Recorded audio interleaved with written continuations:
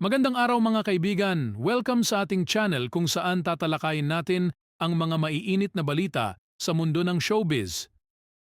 Sa episode na ito, pag-uusapan natin ang kontrobersyal na hiwalayan ni Maris Racal at Rico Blanco.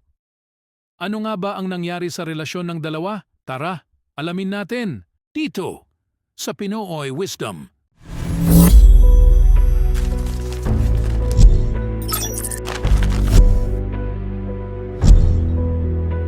Bago natin talakayin ang hiwalayan, kilalanin muna natin si Maris Racal. Ipinanganak noong Setyembre 22, 1997 sa Tagum, Davao del Norte. Si Maris ay lumaki na mahilig sa musika at pag-arte.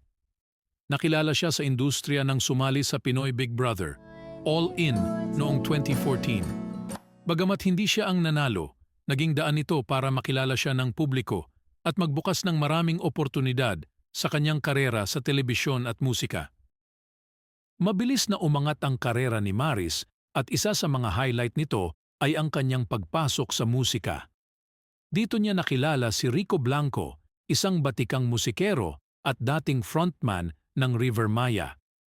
Nagkatrabaho sila sa ilang music projects at kalaunan ay umusbong ang kanilang relasyon mula sa pagiging magkaibigan hanggang sa pagiging magkasintahan. Noong 2021, kinumpirma ni Maris at Rico ang kanilang relasyon sa publiko. Maraming netizens ang natuwa at sumuporta sa kanilang pag-iibigan. Sa kabila ng kanilang 25-year age gap, ipinakita ni Maris at Rico na ang pagmamahalan ay walang pinipiling edad. Marami silang naging collaboration sa musika na talaga namang tinangkilik ng kanilang mga tagahanga. Ngunit nitong Hulyo 2024, kinumpirma na ni Maris Racal ang kanilang hiwalayan. Sa isang Twitter post, sinabi niya, "Break na muna tayo Rico Blanco," na nagdulot ng maraming espekulasyon at intriga sa mga netizens. Ang post na ito ay may kinalaman sa muling paglabas ng album ni Taylor Swift na Red, kung saan sinabi ni Maris na gusto niyang maranasan muli ang era ng album na ito.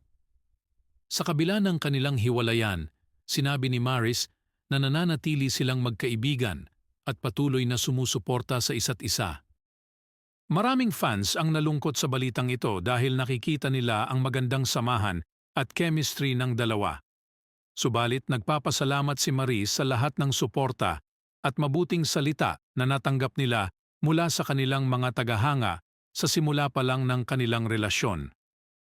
Patuloy pa rin sa kanilang mga karera sina Maris at Rico.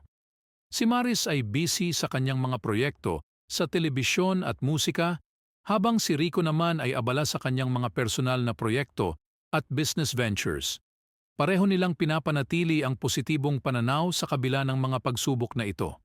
At diyan nagtatapos ang ating kwento para sa araw na ito. Ano sa tingin niyo mga kaibigan?